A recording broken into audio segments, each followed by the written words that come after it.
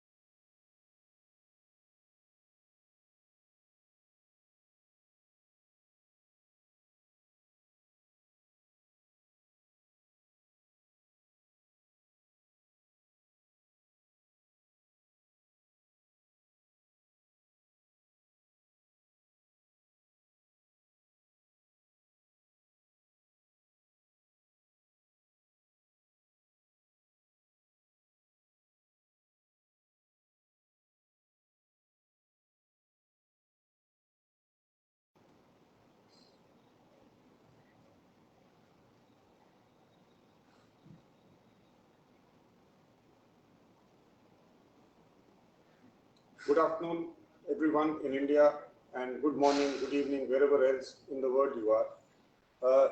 Welcome to another series of ESL webinars that we have been hosting all through this lockdown with very eminent guests who have been joining us during this series. We've had discussions on smart meters, we've had discussions on many other important clean energy topics, but today we will be focusing on, yes, smart meters, but also the context would be what we are seeing in this country. We are seeing enormous demand for smart meters coming up, thanks to Ministry of Power and all the state governments. We also have issues related to what we are seeing across our borders, both east and west.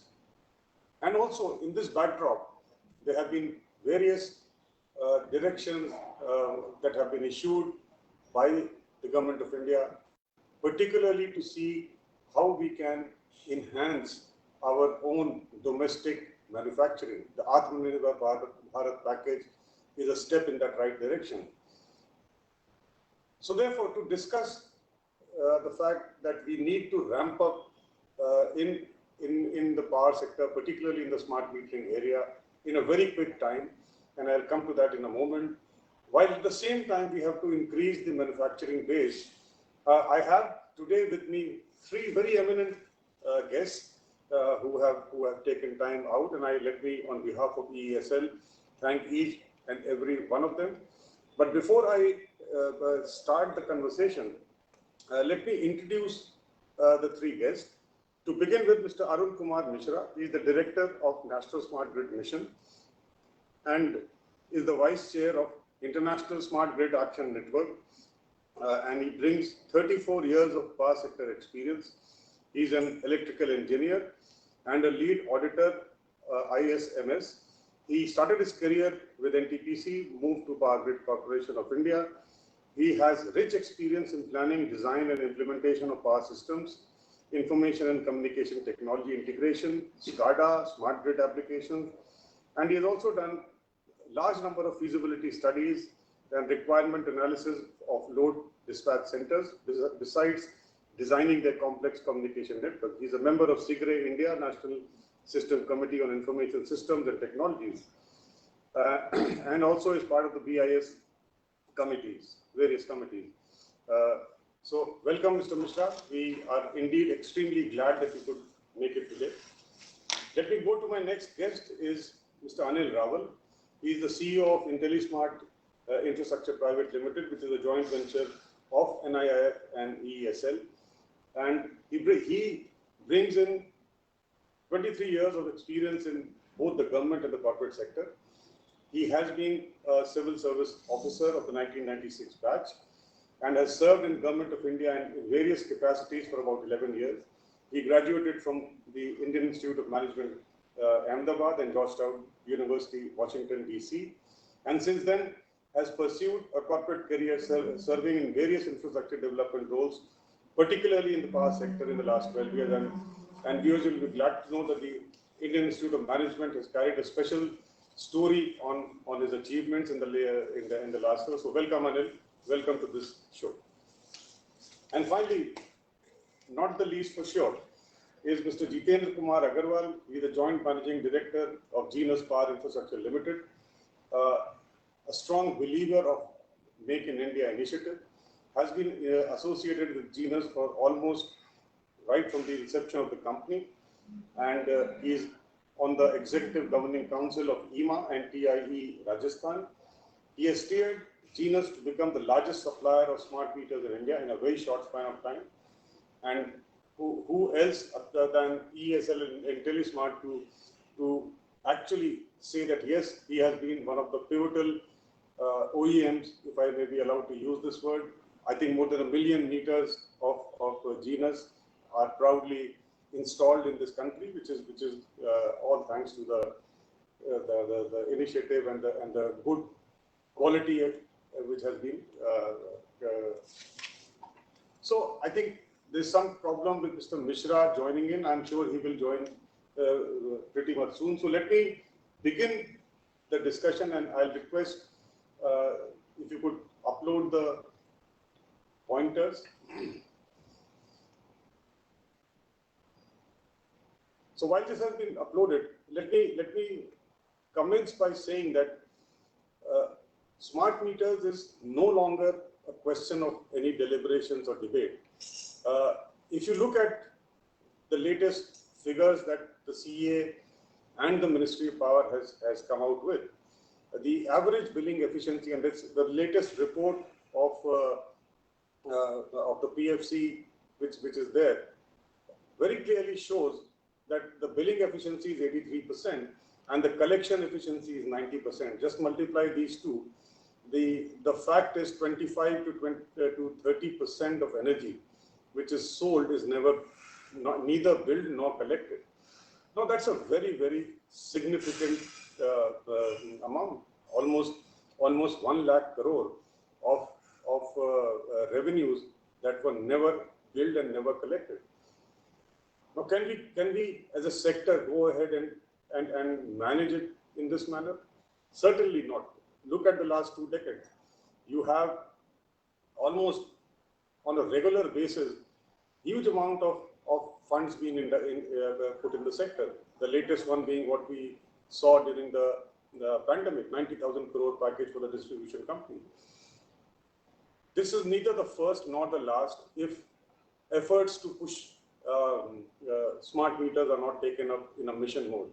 And I'm really glad to say that the Ministry of Power, the Ministry of Finance is now very quickly putting this as a regulatory, if I may be allowed to say so, a regulatory requirement. It's going to come in the tariff policy which the government of India is going to come out with. So there will be no choice any longer left with anyone but to do smart meters. So in that context, given that India is set to grow 4.2% a year, we already have more than 28 crore people who are grid connected. We need enormous amount of smart meters to begin with. And therefore, the first point that we will discuss is how do we reach that magic figure of 28 crores where we connect almost everyone in smart meters? And then how do we decrease our dependence on foreign imports, given what we are seeing? I mean, it's not just about the border. The fact is, this lockdown and this COVID has shown us that the supply chains can break down anywhere. So it is the best if we are able to manage most of the things in-house in India. And therefore, how do we increase indigenous manufacturing? What kind of policy measures we would expect? Are the measures taken by Power Ministry enough, or something more needs to be done?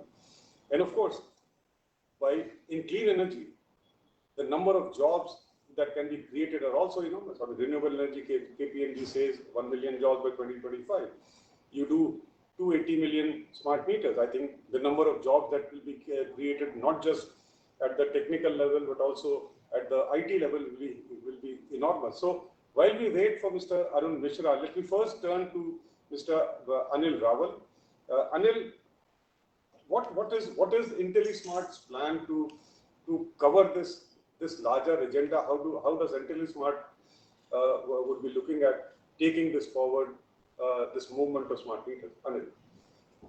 Yeah, thanks a lot, Mr. Kumar. It has been really exhaustive coverage of the broad picture which you have done.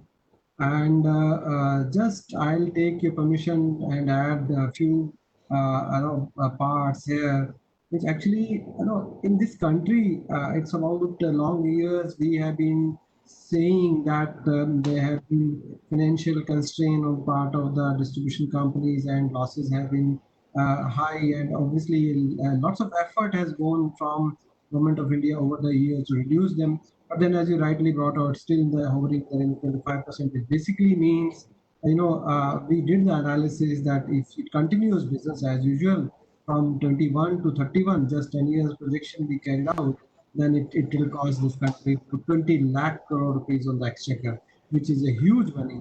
Let's talk about the areas which are high priority areas in this country, which actually need deployment of resources. You see how many areas can be fed with this kind of saving if we can do. And now, as I already brought out, there's no more a matter of discussion or debate or discussion that smart metering can solve this loss issue, and this money, which is actually win-win situation if saved, is being created. A value creation can very well happen if smart metering is deployed the largest of the extent the way it is desired to be. Now, if that is the size, nowhere in the world, anybody or any government has ever perceived this kind of program. This requires redressal in a very different form. Here, I will not forget to mention that first million meters away, ESL really took the flag, and then it was very difficult to install the meters. They not only did it, proved it, and then showed the path. But then that's only beginning. Moving from 10 million to 250 million is a long journey. And then probably what brought us here may not take us there. We may have to think differently, we have to think widely, and we must be ready with the technology. So I always say about this, people, processes, technology are the three key factors which actually would be contributing to this success. Over and above that, two factors which are even more critical are the policy and regulatory enablement, and obviously the not last but not the least, the CAPEX. So that's where IntelliSmart takes its birth, and it's a focused organization which actually houses all the skilled people, builds the processes, and makes the technology ready for this kind of ramp up. And that's where partners like NIF and ESL become critical. NIF is one of the master organization has come to fundraising. They are there to support, and the ESL has already proven its technological robustness and the metal. So IntelliSmart is a focused organization which will work on this program across the country, across all the states, even further improving the operational and financial efficiencies on this. And that's the focus area for IntelliSmart. Thank you, Anil. I think very relevant points need policy, regulatory certainty. Of course, large amount of capital will be needed. Yes, we'll come back to all this, but at this point in time, let me go to Mr. Arun Mishra. And Mr. Mishra, you have been one of the four flag bearers of the smart meter program within the government of India. If I may just ask you, what, in your long experience in this field, what is the learning that you have seen of late, and what do you think ESL IntelliSmart has done to reach 1 million? And what is your advice that what should be done moving forward, Mr. Arun Mishra? Hello. Yeah, good afternoon to all. I hope I am audible. Yes, you are. Thank you, sir. Thank you for inviting me to this panel. And yes, you have raised a very pertinent issue, and it is worthwhile for everyone to appreciate. When it comes to smart meters, this is a device which is well conquered by our manufacturers. It is a device in and out for our utilities. However, the whole idea of having conquered a meter has given us a situation where we do not want to move from our status quo, and that has allowed a lot of infirmities to be growing up into the entire power sector, as we do not really have a visibility of the last move.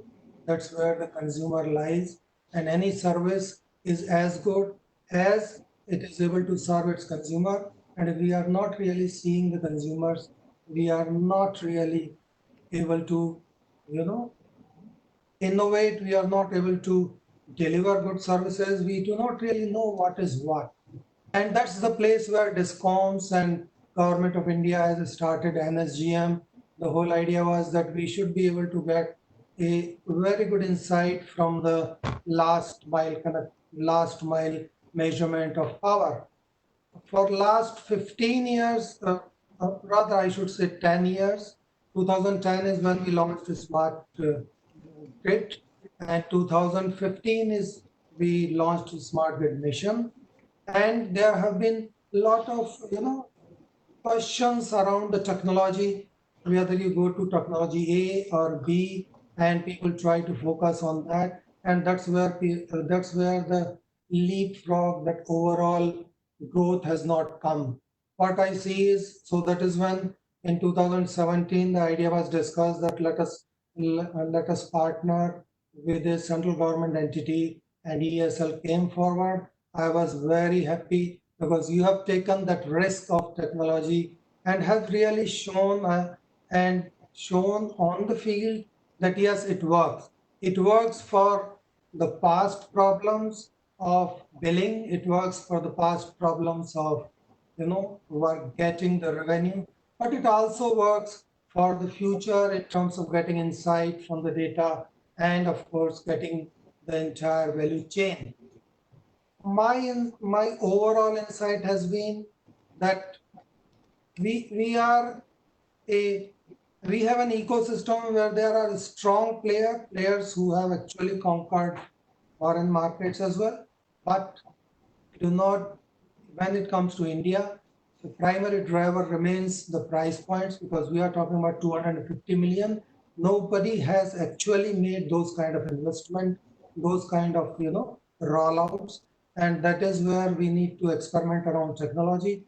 We have to be open for all technological solutions, and ESL has really shown the way that they can. Yes, rather than waiting for the ideal technology, we should go ahead and deploy for solving our today's problem. And as we move our journey, we will definitely discover much better solutions. These are electronic devices, and they run for 7, 8, 10 years, and there will be a cycle of replacement and learning, and we should not stay behind.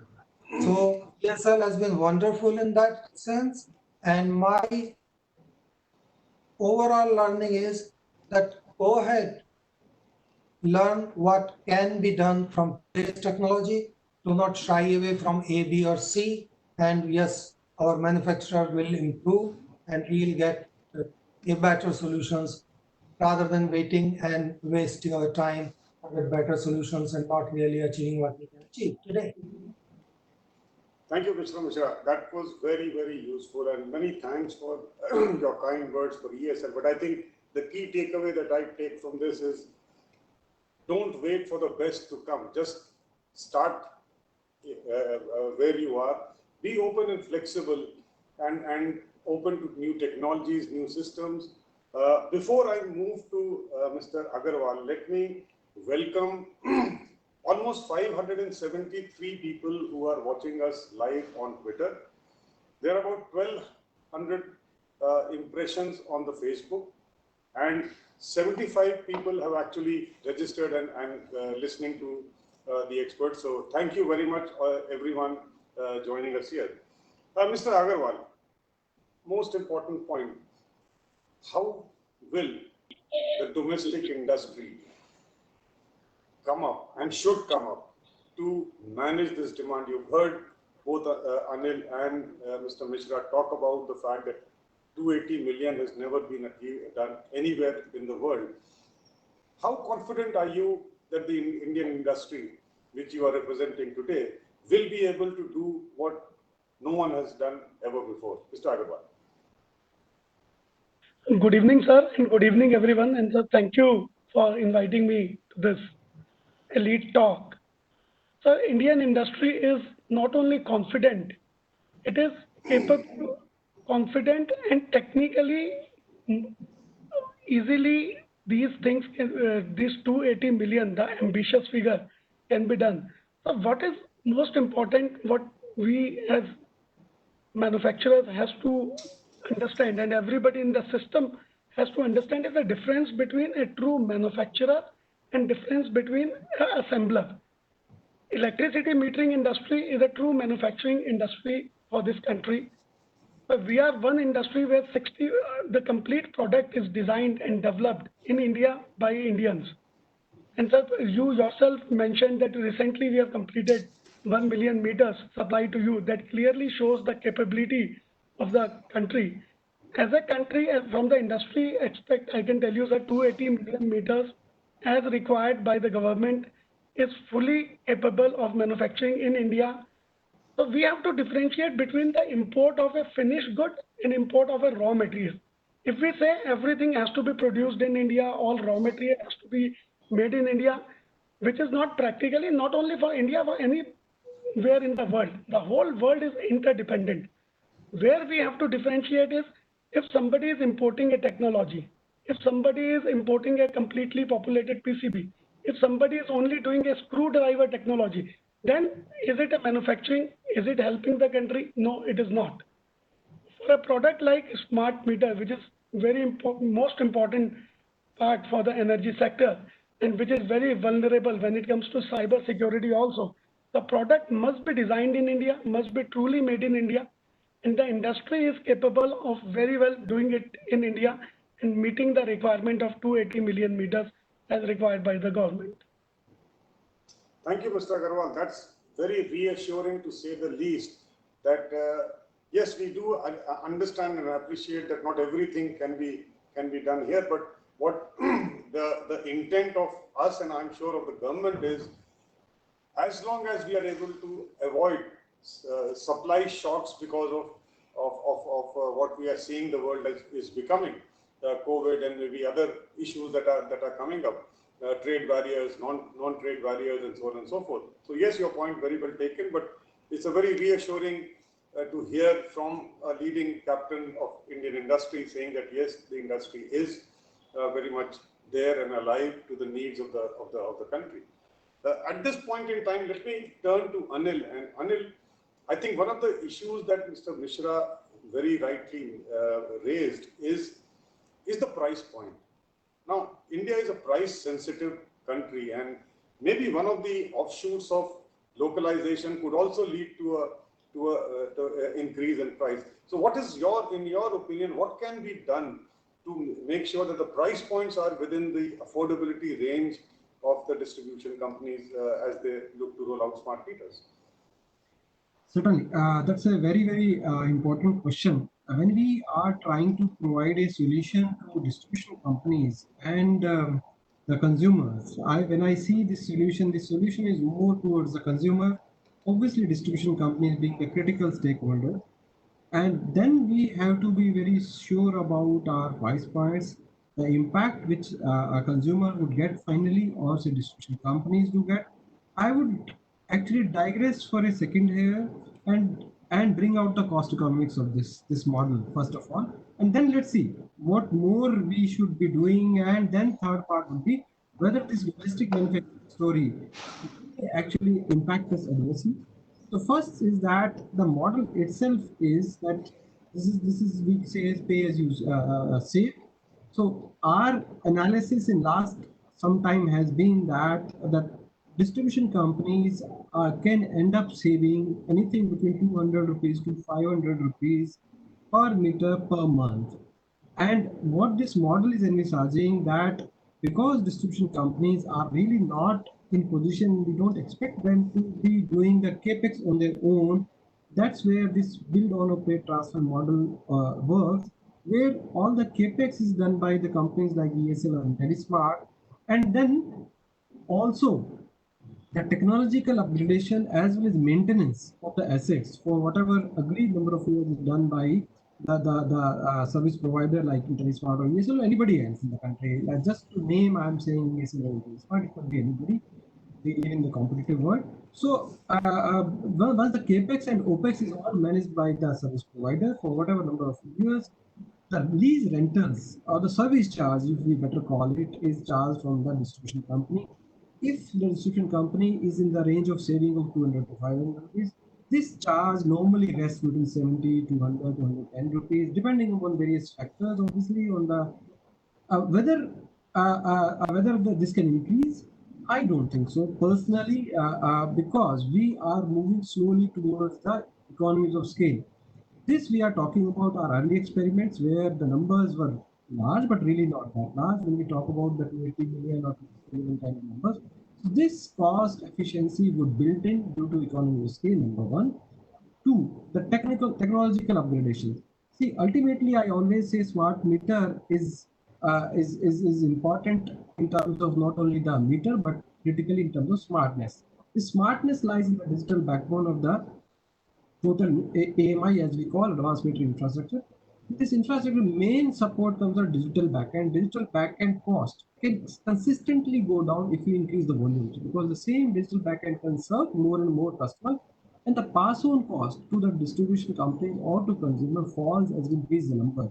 So if I go from say 1 million to say maybe we are targeting going forward say 20 million, the cost would certainly fall down. Similarly, in terms of the manufacturing, I'll think so that the volumes would bring the cost efficiencies in domestic manufacturing also. So what I was saying that end-to-end solutioning, the cost would go down slowly due to two things. One is the robust technological upgradations, two, the scale, and third, the learnings we take with time. So I'm not seriously concerned on these things. We keep hearing that domestic manufacturing would impact, but I don't think, when you ask me end-to-end solutioning, I really don't see any impact. Rather, frankly, I see significant improvement in the cost efficiencies going forward, and that's what we believe. Excellent. I think you summed it extremely well.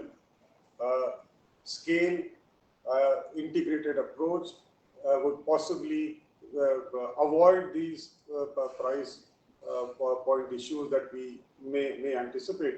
So at this point in time, let me go to Mr. Arun Mishra. And Mr. Mishra, I mean, the ESL experiment and many other smaller pilots that National Smart Grid Mission did, other players have done, each one of them have shown the importance and efficiency in terms of increasing revenues for the distribution company. What is in your opinion, two main reasons why there has been a certain, I would not say disinterest, but lack of interest among DISCOM, and what can be done by various stakeholders?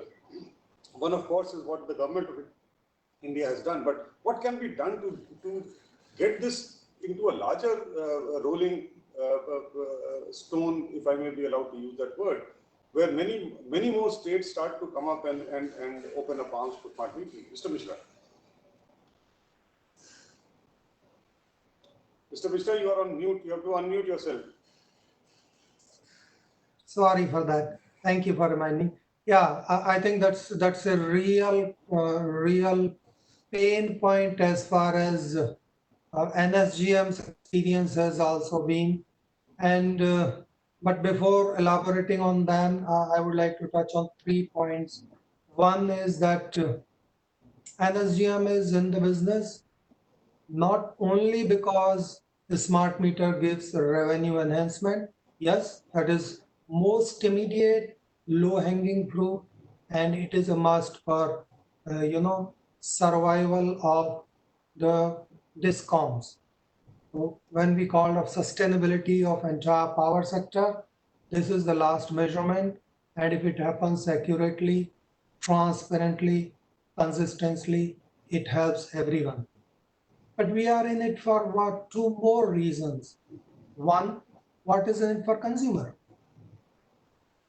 So when we talk about consumer today cannot really intervene in his consumption because he doesn't have a pattern. Even if he's a pattern of his consumption, he is not sure for the similar bracket or for a similar kind of place people what efficiencies can be gained in the consumption unless he adds a comparison. So those kind of informations are missing, and there is a plethora of value for consumer there. What personally I have been interacting with the society where I live, and 2-3 interesting use cases came in. Like one gentleman was saying that he ended up paying 6,000 to the utility because his earth fault indicator was there. There was earth leakage of power, though he was out of the home for 3 months, but he ended up paying because the power was being consumed as far as utility is concerned.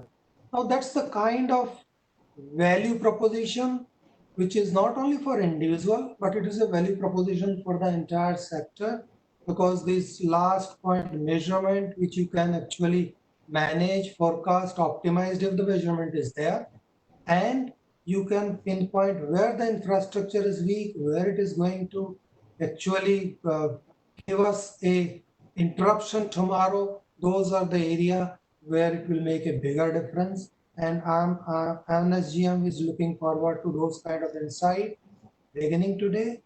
5 to 7 years it will take, but those insights will develop. We'll pick up winners, we'll pick up also rain, and we'll definitely know where we should invest, where we should replace the person on the managing the show. Now, having said that, we are not really having a traction. Two very intractable problem. One part of it we are solving. You have helped us, giving a one direction, that is standardization and confidence in the regulated entity of DISCOM that they are not getting into a supplier lock-in. Now that's GPRS based smart meters. They have reached it today. You have shown it. RF based meters, there are some challenges, though their efficiencies and cost points are beginning to be matching with the GPRS based, but those lock-in issues remain, and through BIS LIDD 28 we are trying to solve it. But that's again a technology part of it. As long as entities like ESL are ready to take that risk and give a service for next 8 to 10 years, that should not bother the regulated entities. But those entities are still not on it, because sometimes there is a challenge in terms of whether this is the way for us to go, whether the regulator be on board. There are challenges in terms of whether the some utilities, falsely, we have had a meeting with the authority as well. They are under impression that the meters cannot be owned by someone else. But those are the kind of, bottlenecks for all the 68, 70 odd discoms. We are trying to, move that further. And as value propositions sink in, we have interacted with the regulators also in the 70th meeting of Forum of Regulator, and the entire team was very excited in terms of value proposition it is giving. And I'm sure that your success of pilot projects like in Mysore or Uttar Gujarat, or for that matter, the initiative of MP Discom, where in Indore they have gone for 1 lakh meter and now they are expanding to 4 lakh, or for that matter, Tamil Nadu or West Bengal Tamil Nadu is trying to cover an entire city. If sub-city, West Bengal is trying to cover entire distribution transformer population. So that momentum is building, and this is the right time for the entire industry to master that communication piece of the jigsaw, to give that confidence to the regulator and regulated entity that yes, we are here for the long haul and they are not really going to get a lock-in, and there will always be a solutions which will be cost effective, which will not be questioned as far as the reasonability of the period when the decision was taken as concerned. But yes, that's a struggle and it's a continuous one, and we are there trying to solve it. There has been a lull for last 2, 3, for the first half of this year because of, the pandemic, but I'm sure there awaits time when there will be of requirement as far as smart metering, measurement, and getting value proposition for everyone is concerned. Very well said, Mr. Mishra. I think it not just needs the government and National Smart Grid Mission, but I think a whole set of stakeholders to come together and actually realize the value together and resolve together to move forward. At this point in time, Mr. Agarwal, I would like to come to you on something that Mr. Arun Mishra alluded to.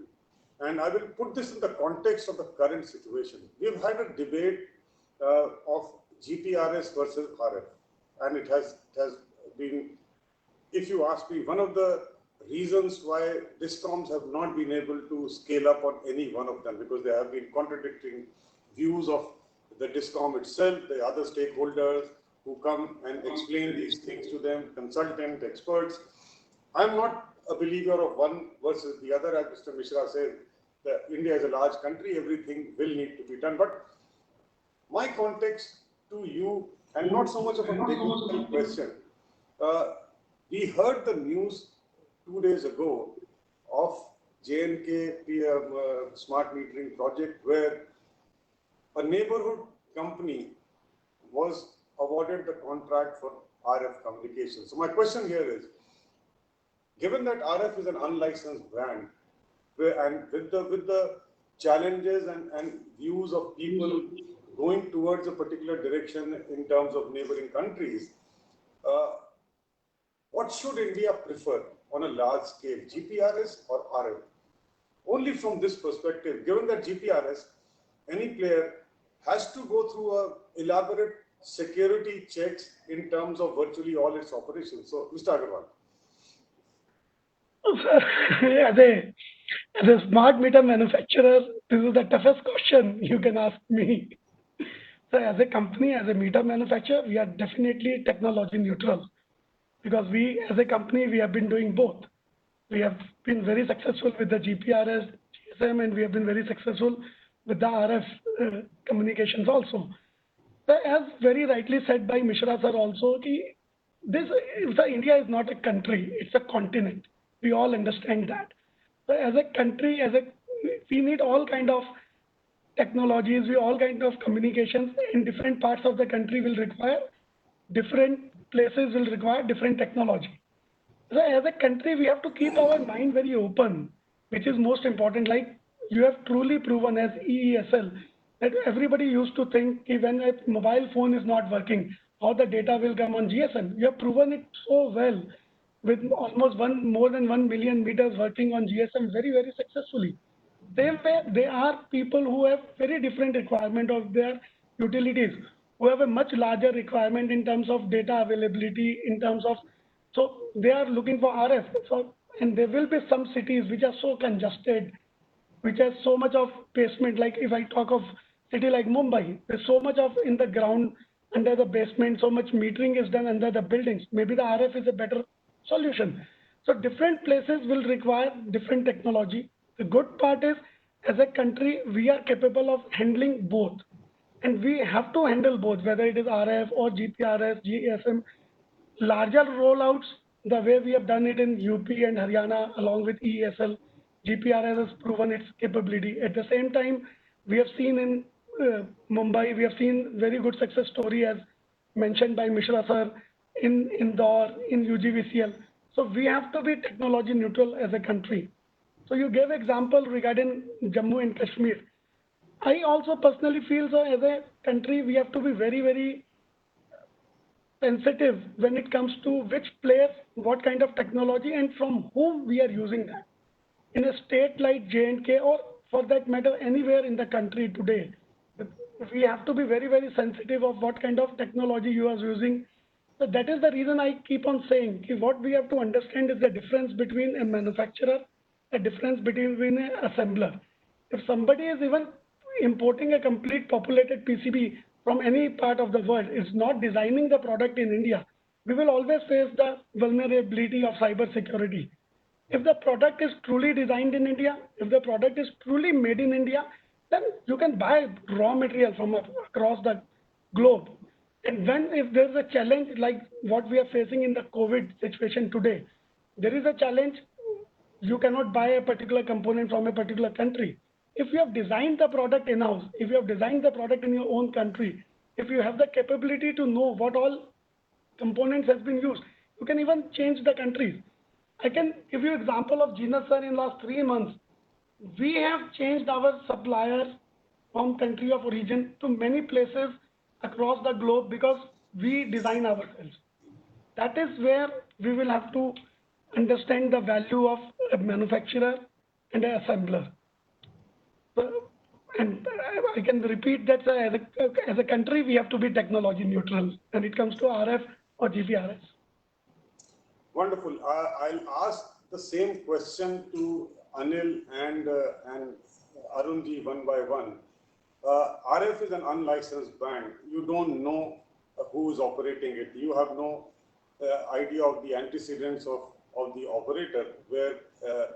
So I'm not saying that RF should not be allowed, but what, Anil, according to you, needs to be added on to whatever is the policy at present, so that it aligns with the national security issues that have been created insofar as communication or data going out of this country and being operated by neighboring countries. What according to you can be done? Sure. That's a very sensitive question, frankly. It goes beyond our business interest and even beyond our interest of DISCOM and consumer, frankly. This is a very large question, touching upon a very sensitive area of security. So anything, it could be any technology, either in communication or anything else, for sure has to pass the test of the security aspects related to national security and other related issues which are very sensitive. And I am of the firm view that anything, it could be GSM or RF, which does not pass this litmus test, cannot be evaluated on the economies or the prices. So first of all, I'm not stating that which one is costly, which one is not. But what I'm saying, that is a secondary question. The primary question would always stand out in security, and it has to meet. In case there are concerns on that, that has to be evaluated. But going back to the broader picture, that being first part being there, which is most important, then broader picture would always mean that we want to be technology agnostic. that actually not only plays in communication, we want to be technology agnostic in HES MDM also. What we are visioning in IntelliSmart are the five key pillars, which will give the sensitivity how technology agnostic we want to be. First, we want to be plug and play. It could be any discom which could be plugged and played at any point in time. There has to be strong backend available where discom can onboard comfortably. Today, when I start a project, it takes me 6 months to really start. Why? It should happen as quickly as 4 to 5 weeks. Can we move from 6 months to 6 weeks?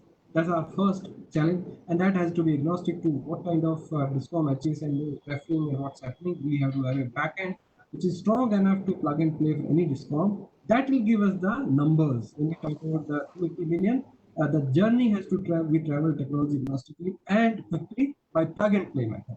Second, I'll say meter. Mr. Agarwal is there as a right forum to talk about. I am looking forward to meter, which is agnostic to 2G, 3G, 4G, 5G, whatever NB-IoT. Means it can take, my mobile can take any G. Why can't my meter take? Why should I be dependent? So that's and consumer should be able to choose whatever communication is best in that area. That's what we are visioning to. And then third thing, what we are visioning to is the solution which actually gives in terms of the user pleasure.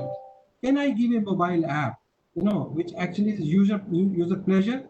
And then what I'm looking forward to is value-added service to the consumer. So I was just generally saying that all these things are good technology agnostic, but not subject to the security part.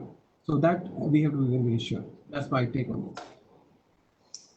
Thank you. And at this point in time, while I think it's a very, very engaging debate, we can go on and on these, and there are multiple subjects that we can talk about.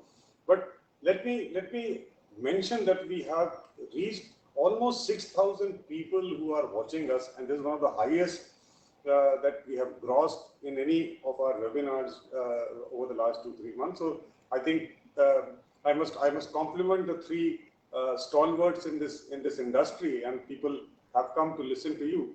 I don't want to, as I said, carry on, because we have a lot of questions that also are coming through and I would like to pose some of them to you based on the thing. So, Sir, may I?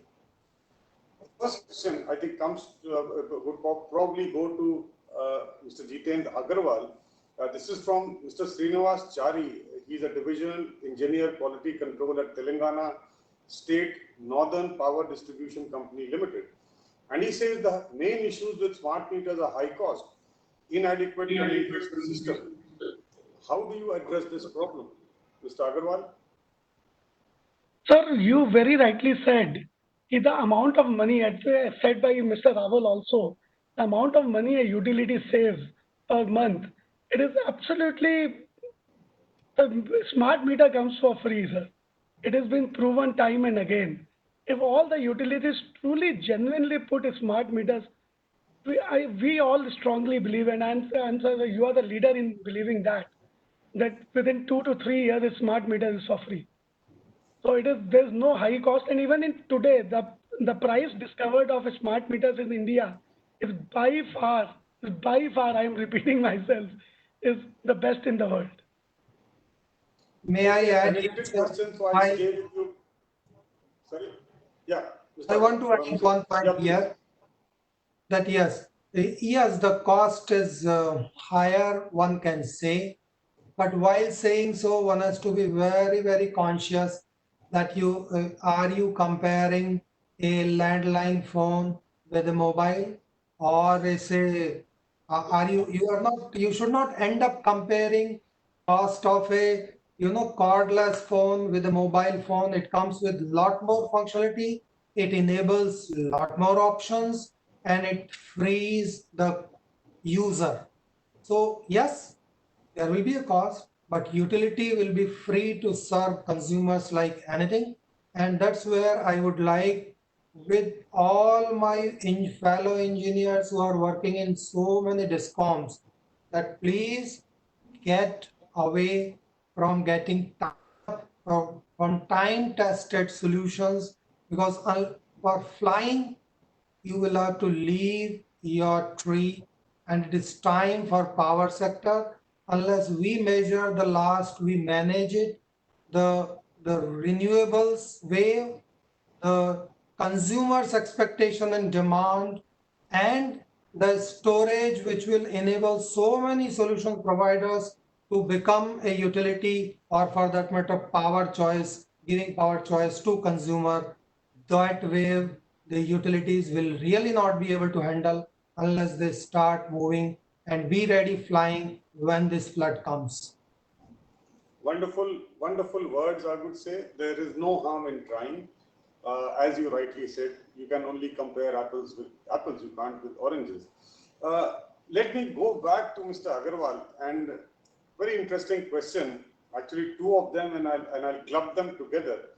One is from Mr. Chin Ming Wong, electronics engineer at Perushan Vadura, I presume from China, and there's another one from Akshay Arora. But I'll first take the first question. Will the smart meters produced in India cost comparable to that from China? Number two, Akshay Arora asks, is the COVID pandemic an opportunity or an obstruction in India's manufacturing goals? So I'll first ask Mr. Agarwal, and if after that someone else wants to add, most welcome.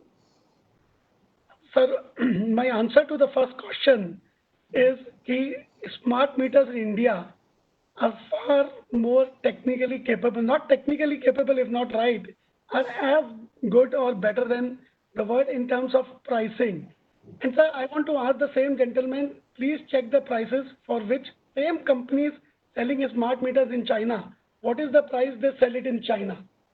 So we have to realize this reality. Then when Chinese are supplying products, especially to India, the finished goods, there have been a lot of subsidy. If subsidy is not the matter, Indian metering industry is more than capable of producing the best quality product at the best price available in the world. So that is my answer to the first question. The second, the COVID-19 is definitely has opened up a lot of our eyes, which is good. Though Indian the energy metering industry was already a very self-sufficient industry. So this is one industry which is doing R&D from last 25 years. This is one product which is truly made in India even today. If I just give you a small example of a company like Genus, and so you touched the point of Atmanirbhar in your opening statement. So a company like Genus has almost 300 vendors in India, and we employ directly and indirectly, including our vendors, almost 20,000 people. So this industry is very much self-reliant. And since the designing is done in India, because of the COVID-19 situation, we have opened up our manufacturing, not vendor basis all across the globe now. Because we develop it in-house, we know from where we can outsource the products, raw material if required to change the nations. So COVID-19 has definitely helped the country in a larger perspective. Very strong words and very reassuring for all of us sitting here, waiting for people like you who make in India and provide us with the kind of numbers that we are needed. Sir, just to add one thing, sir. Yeah. Sir, we are truly made in India. We are one notch above make in India. I want to reassure that. Yeah. So I will only add to what you mentioned.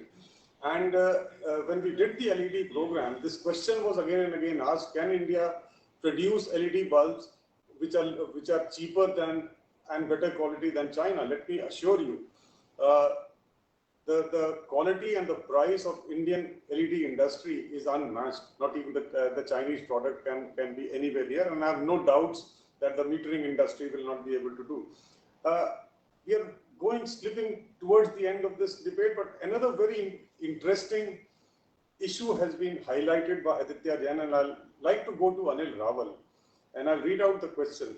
The metering regulations were created keeping the conventional meters in mind.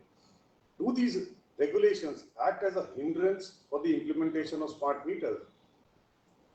Anil? Sure. So I always believe that regulations come with very positive mindset.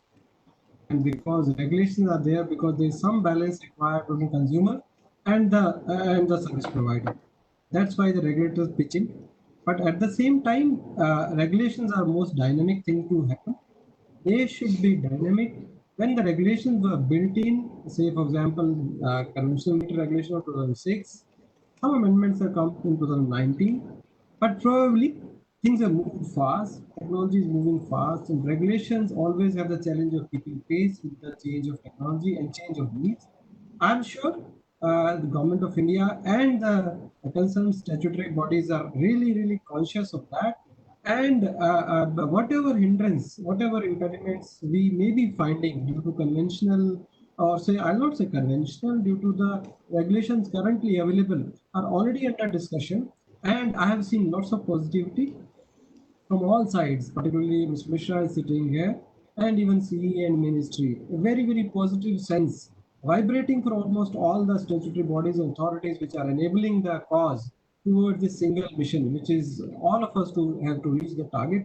And whatever hindrance we feel may be coming, they are all open to change and help us. So I don't see issue there. Okay, thanks. It's a continuously evolving policies and regulations and needs to be done.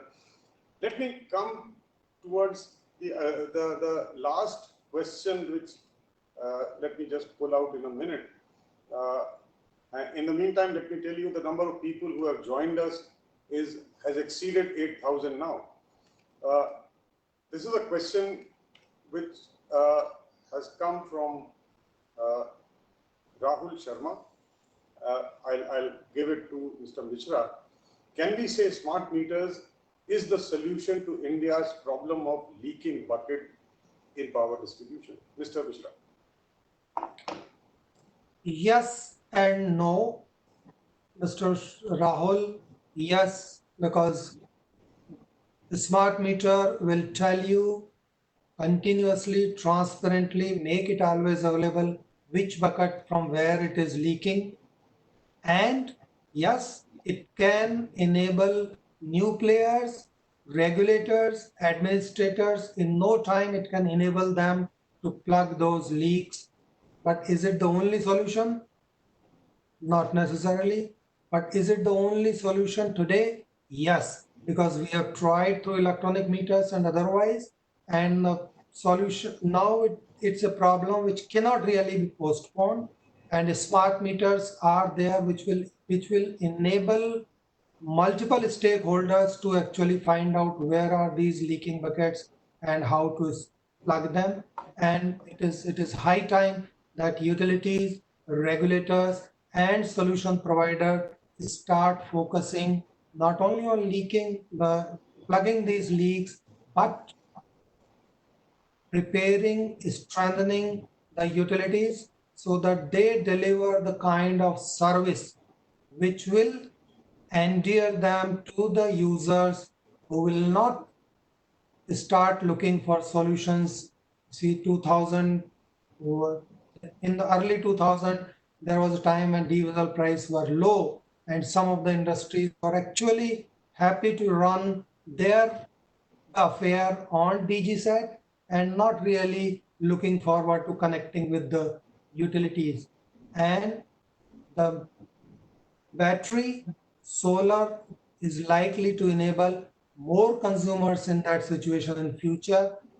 And this measurement of the last consumption can unleash a wave where we will actually strengthen the utilities and make them endear to the consumer, so that those are not replacement, they are not replacement of utilities, but they are add-on, and there is a value every around.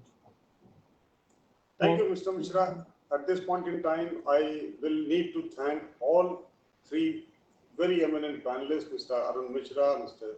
Jitendra Agarwal, Mr. Anil Rawal, and also close to about 9,000 people who watched us at some point in time. Many of them, I hope, most of the time. I hope this conversation was useful. What I found very useful here is a very good spirit of collaboration and cooperation. We have a mission head of smart meters with us, who has been mandated by the government of India to take this forward.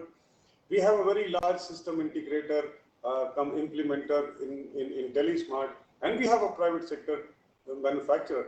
You can't have a better combination to roll out any program which is of this magnitude and of this importance. So let me, and we heard complete synergies between the three key elements, if I may be allowed to say so, in a smart meter world. So let me once again thank each one of you. We will have more questions, and we will possibly try and send them out to the three panelists. If you could also, if you can answer those questions and send it back to us, we'll make sure we try and send it out to all those persons who have asked this. So let me once again thank everyone present, and thank you once again, Mr. Rawal, Mr. Mishra, and Mr. Agarwal. Thank you very much. Thank you, Mr. Kamal. Thank you, sir. Thank you for the platform, and thank you for conducting a very efficient and bringing out